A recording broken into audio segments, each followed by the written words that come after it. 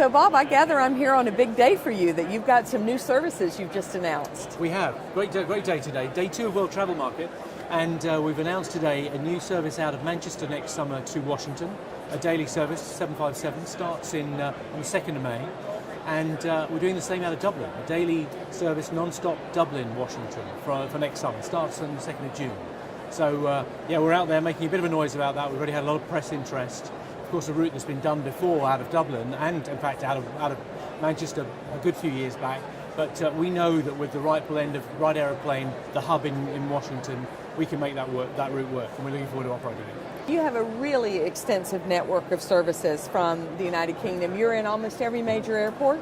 We would like to think so. We're in six airports across the UK and 24 daily flights, which for someone who came from the merger on the Continental side, we have to wake up and pinch ourselves. I mean, we had that regional connectivity, but to be at that kind of scale, to offer that kind of service to the UK and of course the US travelling public is just great. You mentioned the merger. Talk to us about the merger and what kind of an airline that has emerged after the Continental and United joined forces. Well, it's been a very busy year. In fact, we're just 13 months after the formal sign-off of the merger, which was in October of last year, of 2010.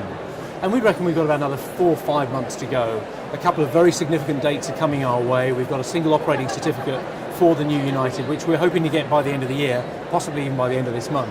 And the second milestone will be what we're calling PSS, which is the passenger service system, all going onto one IT platform, which means that the reservation systems, the check-in systems will all be on the same platform. We're hoping to make the world's leading airline, and factually it's the world's largest airline, and we're not just looking for size here, we're looking for this being a leading carrier of choice. But with the great tails. With the great tails, exactly. And I think that's really helped to fuse the message, particularly in markets where Continental was strong, particularly up country in the UK.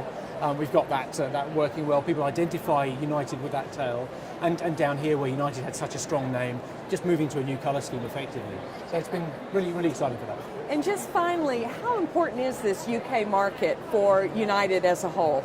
It's a terribly important market for us, not only because of London in its centre, its core, and 17 daily services to 4 of our hubs, but also the regional DNA which we bring on from the Continental side, which is operating services from airports across the Atlantic that no other carrier does on a year-round basis. And of course now with the additional frills of an IAD, a Washington 3-letter code out of Manchester. So a tremendously important market, both inbound and outbound. So it complements this great relationship we have between these two countries.